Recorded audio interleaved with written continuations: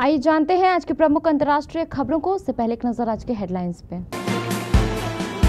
अतुल सुभाष के ससुराल वाले ताला लगाकर भागे, रात के अंधेरे में जाते दिखी सास। अतुल सुभाष की आत्महत्या मामले में पत्नी के परिवार ने तोड़ी चुप्पी। यूपी पहुंची बेंगलोर पुलिस, भाई बोला ऐसे तो एटीएम बन जाएंगे पुरुष। सिंधे गुट को ना होम मिनिस्ट्री मिलेगी और ना ही रेवेन्यू। देवेंद्र फडणवीस दिल्ली में, उधर महाराष्ट्र में ऑपरेशन लोटस की चर्चा। सीरिया में अब आगे क्या क्या हो सकता है, ये हैं 3 संभावनाएं।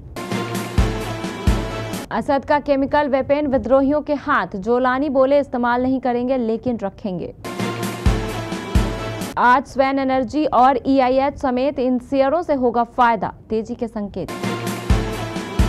ऐसा करने वाली सबसे तेज भारतीय फिल्म बनी, क्या तोड़ पाएगी इन फिल्मों के रिकॉर्ड। और गाबा में दिखेगा तेज गेंदबाजों का तेज, पिच क्यूरेट ने किया खुलासा। अतुल सुभाष ने सुसाइड से पहले बनाए करीब 1.5 घंटे के वीडियो में अपनी पत्नी और ससुराल वालों को इसका जिम्मेदार बताया है। इस मामले की जांच करने के लिए बेंगलोर पुलिस की एक टीम जौनपुर पहुंच गई है। जैसे ही अतुल सुभाष के ससुराल वालों को इसकी जानकारी हुई, वे देर रात घर में ताला लगाकर वहां से निकल गए। निकिता सिंघानिया की मां निशा सिंघानिया और उनका साला रात के अंधेरे में अपने घर ताला लगाकर भाग गए। अतुल की सास निशा सिंघानिया का वीडियो भी सामने आया है। वह रिपोर्टर से हाथ जोड़ रही है लेकिन किसी भी सवाल का जवाब नहीं दे रही हैं और फिर वो बाइक पर बैठकर चली गईं। बेंगलोर में इंजीनियर अतुल सुभाष की आत्महत्या के मामले में अब पत्नी निकिता सिंघानिया की सफाई सामने आई है। दरअसल निकिता ने साल 2022 में अतुल के खिलाफ पुलिस में शिकायत दर्ज कराई थी, जिसमें अतुल और उसके परिवार पर दहेज के लिए प्रताड़ित करने का आरोप लगाया था। निकिता ने शिकायत में ये भी कहा कि उसके पति और ससुराल वालों की दहेज की मांग के चलते ही उसके पिता की सदमे में मौत हो गई थी। हालांकि अतुल ने अपने सुसाइड नोट में अपने ऊपर लगे सभी आरोपों का जवाब दिया है। बेंगलोर में पत्नी की प्रताड़ना से तंग आकर खुदकुशी करने वाले AI इंजीनियर अतुल सुभाष के मामले में पुलिस ने जांच शुरू कर दी है। बेंगलोर पुलिस की एक टीम जांच के सिलसिले में उत्तर प्रदेश के जौनपुर पहुंची है। अतुल सुभाष के सुसाइड नोट और वीडियो में लगाए गए आरोपों के आधार पर उनकी पत्नी निकिता सिंघानिया, उसकी सास निशा सिंघानिया, साला अनुराग सिंघानिया और चाचा सुशील के खिलाफ आत्महत्या के लिए उकसाने का मामला दर्ज किया गया है। बेंगलोर पुलिस की टीम चारों आरोपियों से पूछताछ करने वाली है। एक वरिष्ठ पुलिस अधिकारी ने कहा, हम सभी आरोपों की जांच कर रहे हैं, इस मामले को हर एंगल से समझा जा रहा है। पुलिस के अनुसार प्रारंभिक जांच में पता चला है कि अतुल सुभाष का अपनी पत्नी के साथ वैवाहिक कलह चल रहा था। इस सिलसिले में उनके खिलाफ केस भी दर्ज कराया गया था, इसलिए उन्हें अक्सर बेंगलोर से उत्तर प्रदेश आना पड़ता था, जिसे लेकर वे बेहद परेशान थे। महाराष्ट्र के मुख्यमंत्री देवेंद्र फडणवीस और भाजपा के राष्ट्रीय अध्यक्ष JP नड्डा ने बुधवार देर रात केंद्रीय गृह मंत्री अमित शाह के साथ उनके आवास पर बैठक की। महाराष्ट्र विधानसभा चुनाव में प्रचंड जीत के बाद 5 दिसंबर को महायुति सरकार ने सत्ता संभाला था। उसके बाद बीजेपी, शिवसेना और NCP के बीच विभागों के आवंटन को लेकर चल रही अटकलों के बीच यह बैठक हुई। उप मुख्यमंत्री एकनाथ शिंदे अमित शाह के साथ बैठक में मौजूद नहीं थे। सूत्रों की माने तो देवेंद्र फडणवीस की बीजेपी के शीर्ष नेताओं के साथ महायुति सरकार में शामिल दलों के बीच पोर्टफोलियो आवंटन को लेकर चर्चा हुई। बीजेपी के एक वरिष्ठ नेता ने बताया कि महाराष्ट्र में कैबिनेट विस्तार 14 दिसंबर को हो सकता है। भाजपा नेता ने यह भी कहा है कि एकनाथ शिंदे के नेतृत्व वाली शिवसेना को गृह विभाग नहीं मिलेगा और राजस्व विभाग भी आवंटित किए जाने की संभावना नहीं है। महाराष्ट्र के मुख्यमंत्री देवेंद्र फडणवीस बुधवार शाम अचानक दिल्ली पहुंचे। गृह मंत्री अमित शाह से मुलाकात की। माना जा रहा है कि फडणवीस मंत्रालयों के बंटवारे को लेकर शाह को जानकारी देने के लिए पहुंचे हैं। उधर महाराष्ट्र में ऑपरेशन लोटस की चर्चा है। महाराष्ट्र बीजेपी अध्यक्ष चंद्रशेखर बावनकुले ने दावा किया कि महाविकास अघाड़ी के कई सांसद और विधायक उनसे संपर्क कर रहे हैं और अपनी पार्टी से नाराजगी जता रहे हैं। दावा तो ये भी किया जा रहा है कि राहुल गांधी और शरद पवार की पार्टी के कई विधायक बीजेपी में शामिल हो सकते हैं। हालांकि कांग्रेस ने इन दावों को खारिज कर दिया है। कांग्रेस के प्रदेश अध्यक्ष नाना पटोले ने कहा, बीजेपी ऐसी बेतुकी कोशिशें करती रहती है, हमारा कोई भी नेता कहीं भी जाने वाला नहीं है।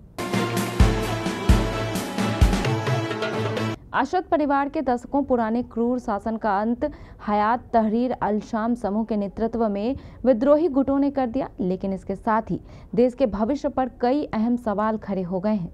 HTS के नेता अबू मोहम्मद अल जुलानी ने सीरिया को एकजुट करने का वादा किया है, लेकिन यह कहना मुश्किल है कि क्या वह ऐसा कर पाएंगे या नहीं। सीरिया के लिए संयुक्त राष्ट्र में विशेष दूत गियर पेडरेशन ने देश में सभी समूहों के बीच सहयोग की आवश्यकता पर जोर दिया है। पेडरसन ने कहा, मैंने HTS और अन्य समूहों के वो बयान जरूर देखे हैं जिसमें कि आश्वासन दिया गया है, लेकिन मौजूदा कानून और व्यवस्था को लेकर मैं चिंतित हूँ। सीरिया इस समय भारी अनिश्चितता के दौर से गुजर रहा है। तख्तापलट के बाद बशर अल असद अपने परिवार समेत रूस में शरण ले चुके हैं। मोहम्मद अल बशीर को 3 महीने के लिए सीरिया का नया केयरटेकर प्रधानमंत्री बनाया गया है। इस बीच देश के सबसे बड़े विद्रोही नेता अबू मोहम्मद अल जुलानी ने ताबड़तोड़ बड़े फैसले लिए हैं। रिपोर्ट की माने तो विद्रोही संगठन हयात तहरीर अल शाम के चीफ जेलानी ने बशर अल असद की सेना को भंग कर दिया है। सीरिया में बशर अल असद की सरकार गिरने के बाद हजारों सीरियाई सैनिक इराक की सीमा में दाखिल हो चुके हैं। इराकी सुरक्षा बल उनकी मेजबानी कर रहे हैं। सीरिया से सटे इराक ने सुरक्षा व्यवस्था कड़ी कर दी है। स्थानीय शेयर बाजार निवेशकों के सतर्क रुख की वजह से बुधवार को उतार चढ़ाव भरे कारोबार में हल्की बढ़त के साथ बंद हुए। सेंसेक्स में 16 अंक की बढ़त रही थी, वहीं निफ्टी करीब 32 अंक चढ़ा था। BSE का 30 शेयरों वाला सेंसेक्स 16.9 अंक यानी 0.2% बढ़कर 81,526.14 अंक पर बंद हुआ था। इसी तरह नेशनल स्टॉक एक्सचेंज का निफ्टी 3 दिन की गिरावट से उबरते हुए 31.75 अंक यानी 0.13% बढ़कर 24,641.80 अंक पर बंद हुआ था। अल्लू अर्जुन और Rashmika Mandanna starrer film Pushpa 2 the rule लगातार बॉक्स ऑफिस पर बड़े रिकॉर्ड कायम कर रही है। ट्रेड एक्सपर्ट तरन आदर्श के मुताबिक फिल्म ने रिलीज के 6 दिनों में दुनिया भर में 1000 करोड़ रुपए का कलेक्शन किया है। मेकर्स का कहना है कि 1000 करोड़ के क्लब में शामिल होने वाली यह सबसे तेज भारतीय फिल्म है। ट्रेड एक्सपर्ट तरन आदर्श ने यह भी बताया कि पुष्पा 2 ने हिंदी वर्जन में मंगलवार तक 375 करोड़ रुपए की टोटल कमाई की है। ओपनिंग डे में इन फिल्मों का तोड़ा रिकॉर्ड। फिल्म पुष्पा 2 के ओपनिंग डे कलेक्शन की बात करें तो इसने दुनिया भर में 294 करोड़ की कमाई की थी। इसमें इंडियन बॉक्स ऑफिस पर फिल्म का कलेक्शन 175.1 करोड़ रुपए रहा। पुष्पा 2 ने हिंदी वर्जन में 72 करोड़ रुपए की कमाई की। इसके साथ ही फिल्म ने SS राजामौली की फिल्म RRR का भी रिकॉर्ड तोड़ दिया था।